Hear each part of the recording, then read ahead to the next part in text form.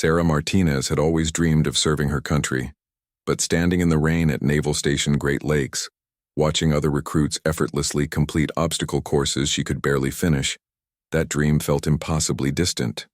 Her drill instructor's voice echoed across the training ground, sharp and unforgiving as she struggled to climb over the 8-foot wall that seemed to mock her 5'2" frame.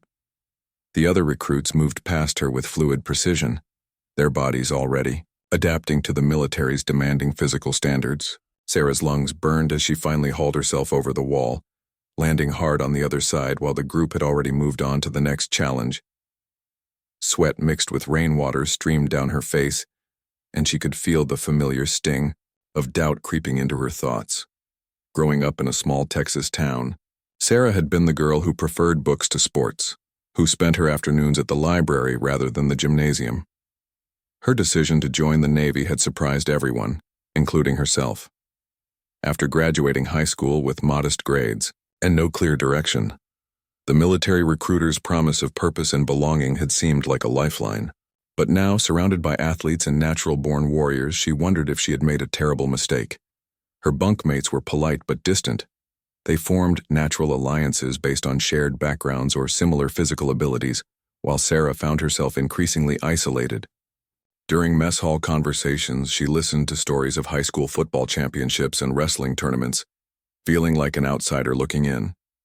The physical training that came naturally to others required every ounce of her determination just to meet minimum standards.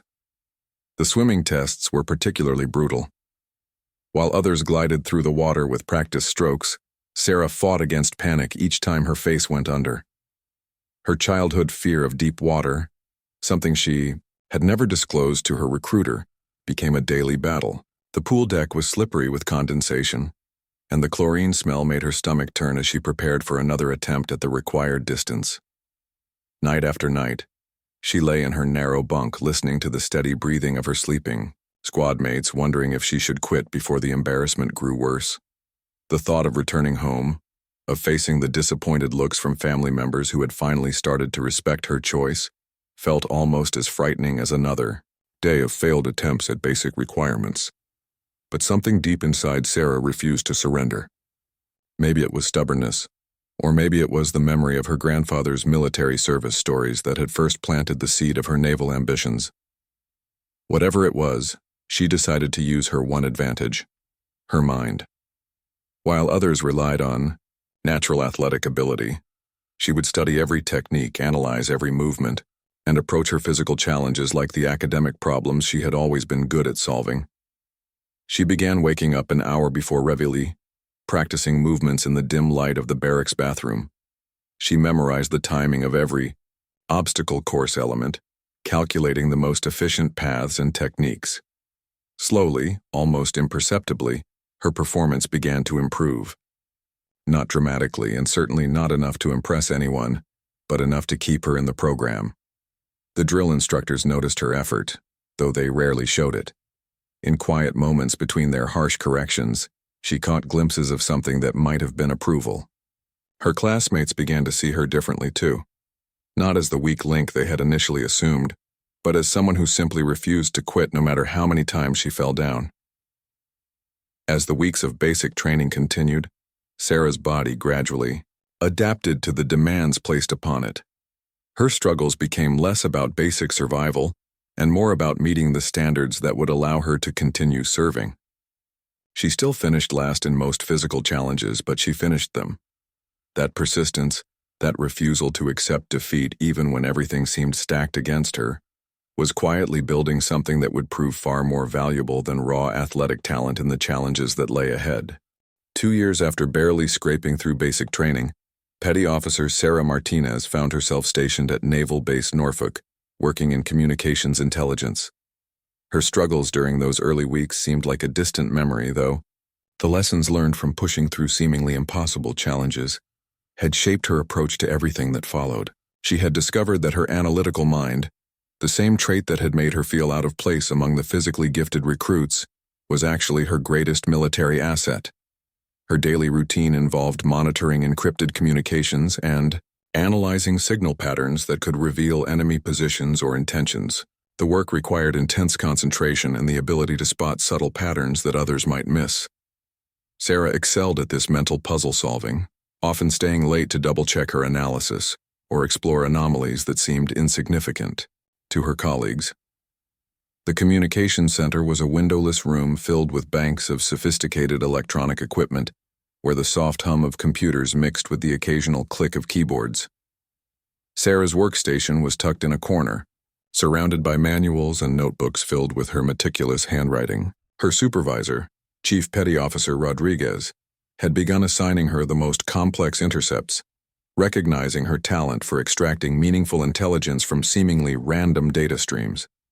One evening, while reviewing routine traffic from a suspected terrorist cell, Sarah noticed something unusual in the transmission patterns. The messages themselves appeared to be ordinary discussions about shipping schedules and cargo manifests, but the timing and frequency of the communications followed a pattern that didn't match normal business operations. Most analysts would have dismissed these as legitimate commercial traffic, but Sarah's methodical approach to pattern recognition made her dig deeper. She spent the next 3 days cross-referencing the communication patterns with known terrorist operational methods, working through her meal breaks and staying well past her scheduled shifts. The pattern that emerged was subtle but unmistakable. The shipping discussions were actually coded references to a planned attack on a military supply convoy. The terrorists were using commercial shipping terminology to coordinate their assault, knowing that most intelligence analysts would overlook such mundane-seeming communications. When Sarah brought her findings to Chief Rodriguez, his initial reaction was skeptical. The evidence was circumstantial, based more on analytical intuition than concrete proof, but Sarah's track record of thorough, accurate work had earned his respect, and he agreed to forward her analysis up the chain of command. Within hours, her report had reached the desk of Captain James Mitchell, the base intelligence officer, who immediately recognized the potential significance of her discovery. The validation of Sarah's analysis came faster than anyone expected. Military intelligence operatives in the field confirmed that a supply convoy traveling through the suspected area had indeed been targeted for attack.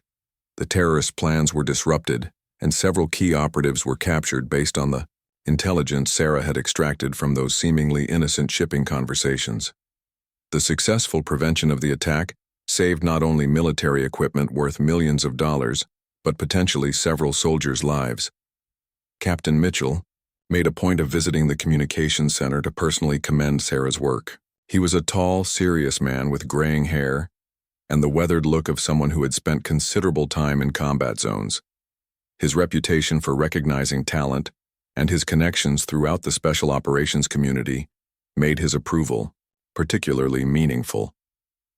During their brief conversation, Sarah learned that Captain Mitchell had served multiple deployments with various special operations units, including several joint missions with Navy SEALs. His analytical background had made him valuable in planning complex operations where intelligence accuracy could mean the difference between mission success and catastrophic failure. He understood the kind of meticulous, persistent thinking that had led to Sarah's breakthrough. The captain made a note in Sarah's personnel file about her exceptional analytical capabilities and attention to detail.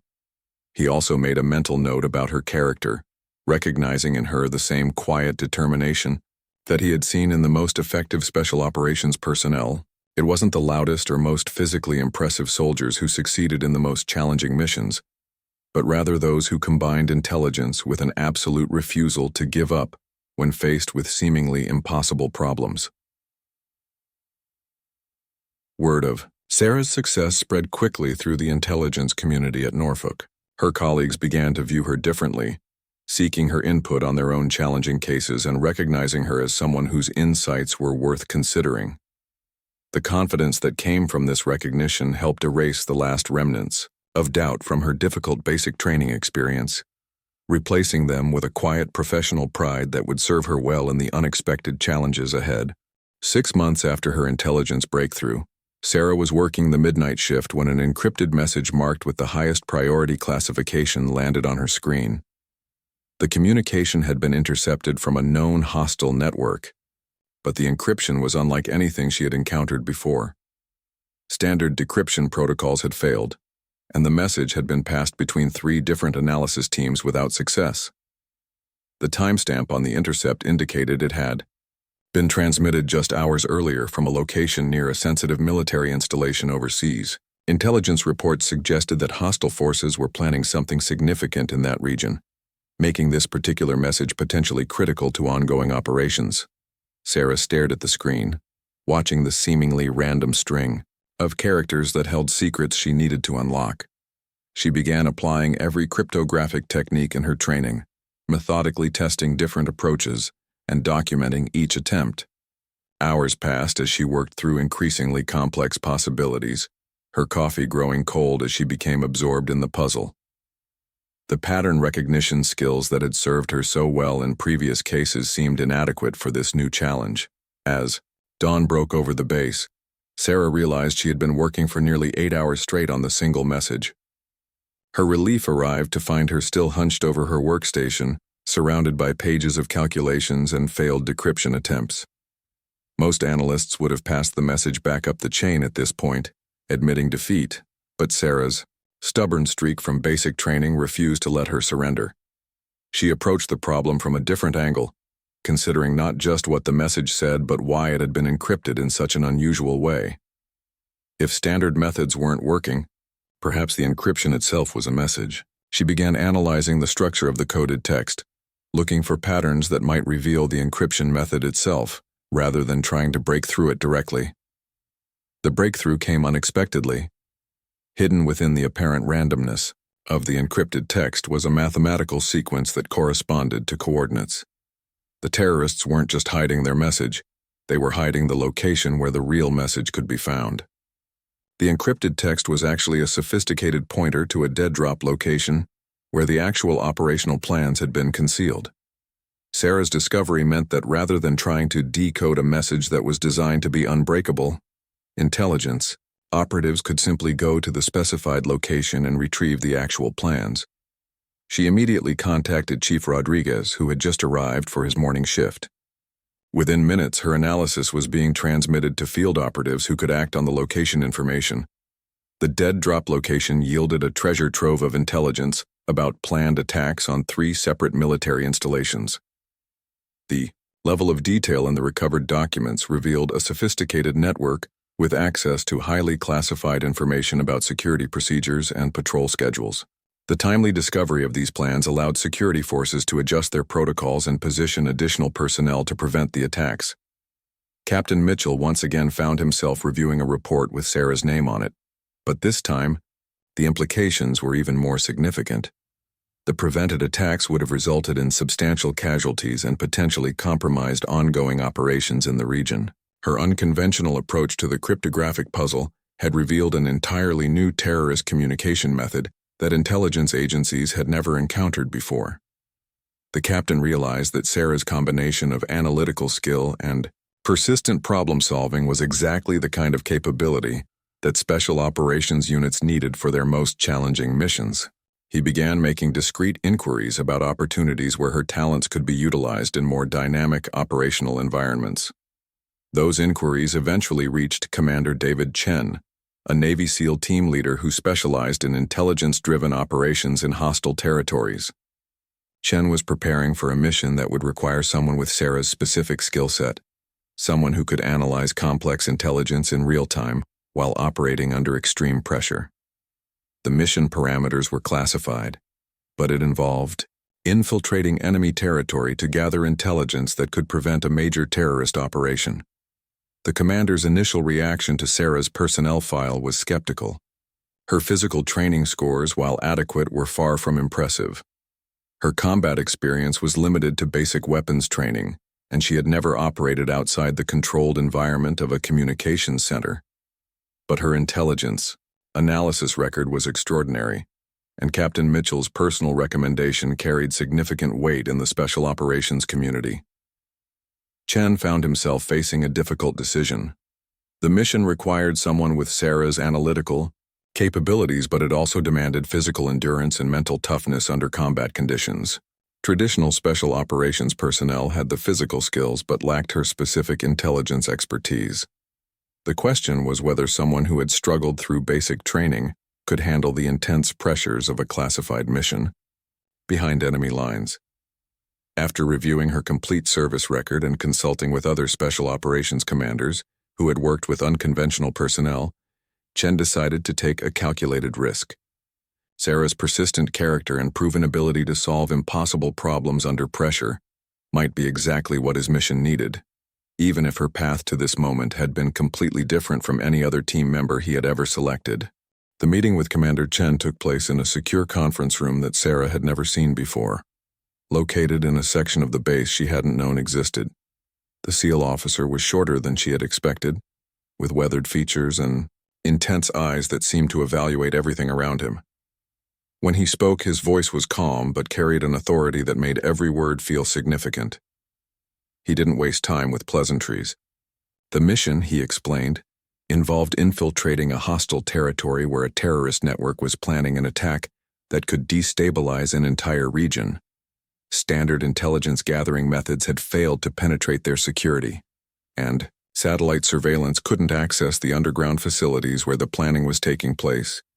They needed someone who could analyze intelligence in real time, on location, under conditions where a single mistake could compromise the entire operation.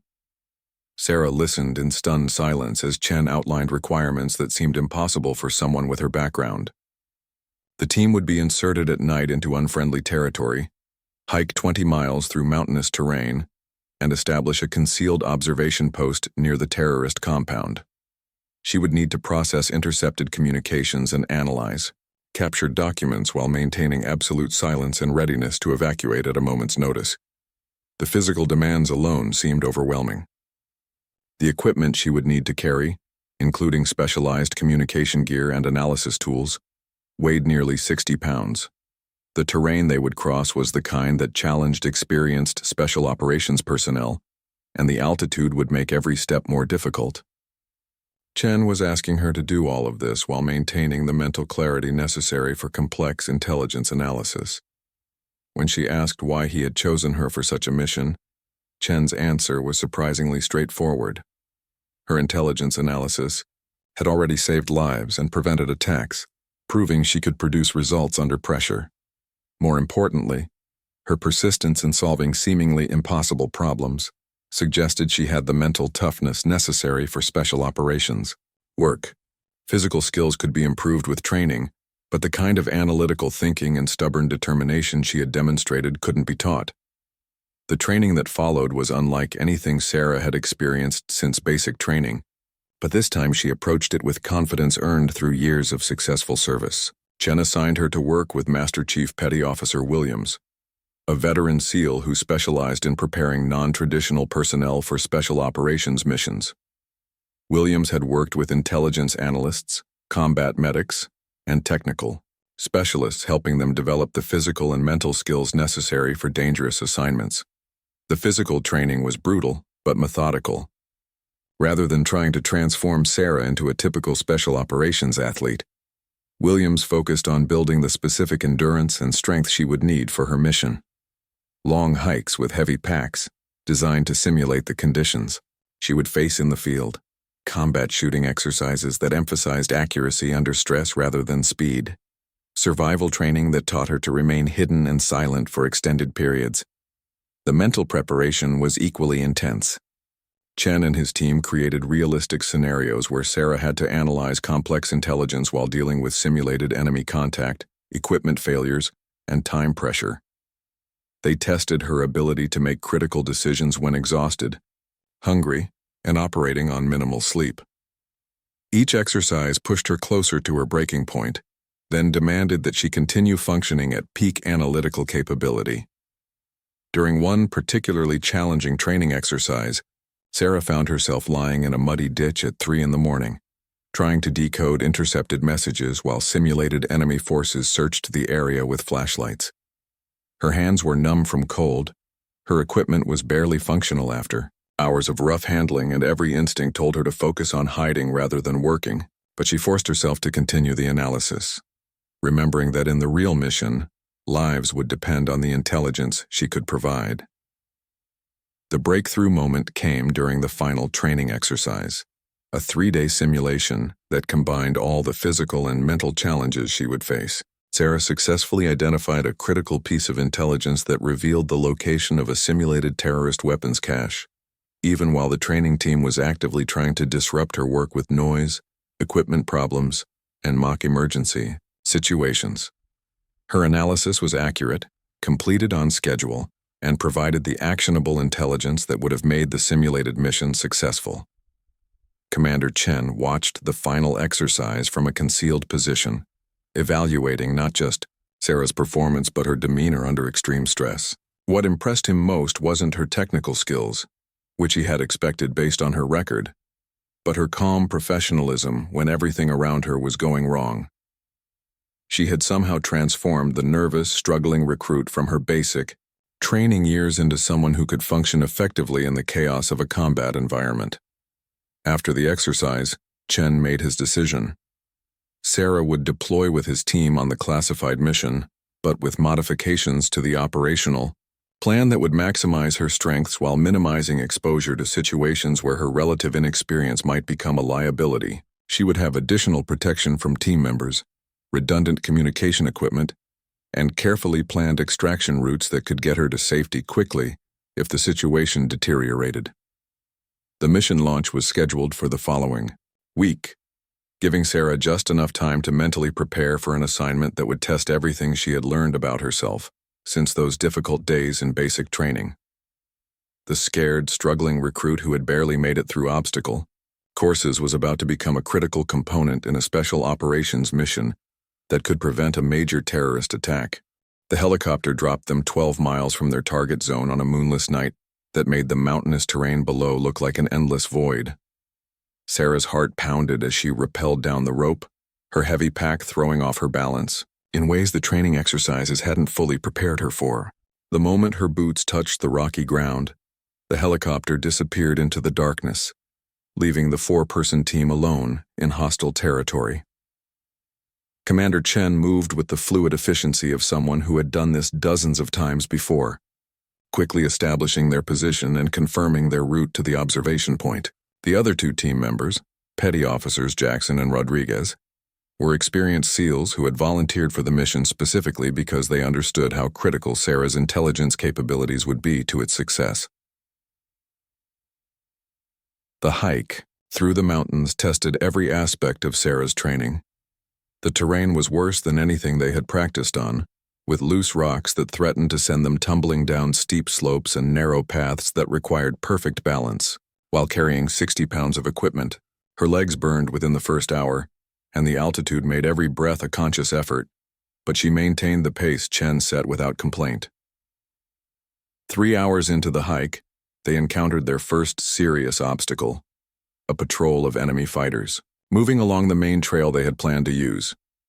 Chen made quick hand signals that positioned his team in concealment while they waited for the patrol to pass. Sarah found herself pressed against a boulder, trying to control her breathing, while armed men walked within 20 feet of their position. The reality of their situation hit her fully for the first time. This wasn't a training exercise where failure meant starting over, but a real operation where discovery could mean capture or death. The patrol passed without detecting them, and they continued toward their objective using a more difficult alternate route that added 2 hours to their journey. By the time they reached the observation point, Sarah was exhausted but functional, exactly as Chen had hoped. They had reached a concealed position overlooking the terrorist compound, just as dawn began to break over the mountains. The compound was larger and more sophisticated than intelligence reports had suggested. Multiple buildings were connected by underground tunnels with guard positions that suggested a significant security force. Sarah set up her equipment in the back of their concealed position, establishing communication links that would allow her to intercept the terrorists' internal communications and analyze any documents the team might capture. Within hours, her equipment began picking up radio traffic between different sections of the compound. The terrorists were using a communication system similar to one she had analyzed before, and she quickly began translating and interpreting their conversations. What she discovered was both alarming and invaluable. The terrorist network was planning a coordinated attack on 3 different targets scheduled to begin in just 4 days. The intercepted communications revealed details about timing, personnel assignments, and weapon placement that intelligence agencies had been trying to discover for months. But more importantly, Sarah identified a critical vulnerability in their operational security. The terrorists were rotating their communication codes daily, but they were using a pattern based on religious calendar dates that made the codes predictable if you understood the system. She worked frantically but quietly, documenting everything she could extract from their communications while Chen and his team observed the compound's physical layout and guard routines. The combination of visual intelligence and intercepted communications was providing a complete picture of the terrorist operation, exactly the kind of comprehensive intelligence that could prevent the planned attacks. On the second night, their mission became significantly more dangerous.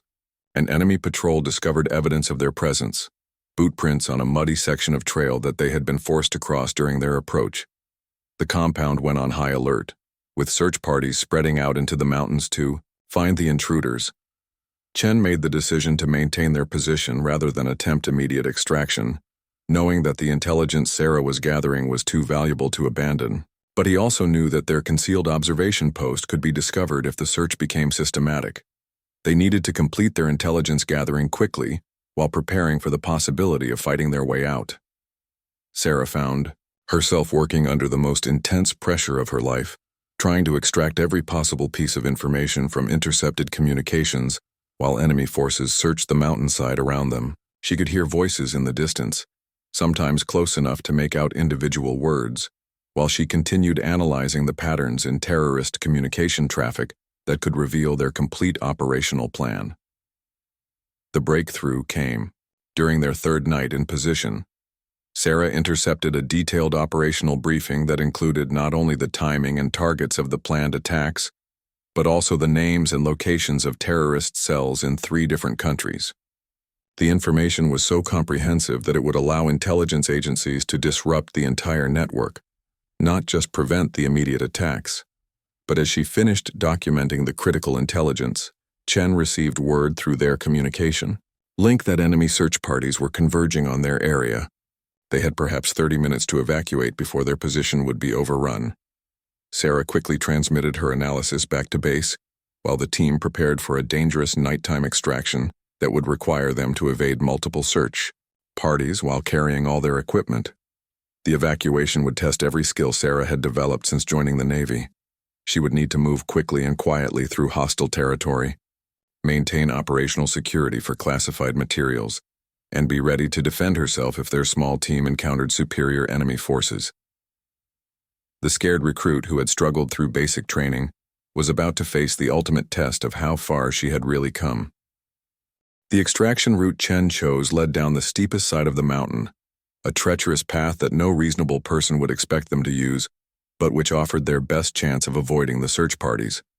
Sarah found herself rappelling down rock faces in complete darkness, trusting her life to ropes and equipment while carrying sensitive intelligence materials that could change the outcome of the entire counter-terrorism operation. Her training with Master Chief Williams proved invaluable as she navigated obstacles that would have been impossible for her just months earlier, when her foot slipped on loose rock, threatening to send her tumbling into a ravine. She recovered with the kind of controlled movement that had taken hundreds of practice sessions to develop. The physical strength she had built wasn't extraordinary by special operations standards, but it was exactly what she needed to survive this specific challenge. 2 hours into their descent, they heard the distinctive sound of helicopter rotors echoing off the mountain walls. Enemy forces were bringing in additional search capabilities, making their escape exponentially more difficult. Chen made the decision to split his team, sending Jackson and Rodriguez on a diversionary route that might draw pursuit away from Sarah and the critical intelligence she carried. Moving as a 2-person team, Chen and Sarah made better time down the mountain, but they also had less firepower if they encountered enemy forces. The responsibility for protecting the intelligence materials fell entirely on Sarah now, while Chen focused on navigation and security. She realized that her role had evolved from intelligence analyst to operational team member, trusted with mission-critical responsibilities that went far beyond anything she had imagined when this assignment began.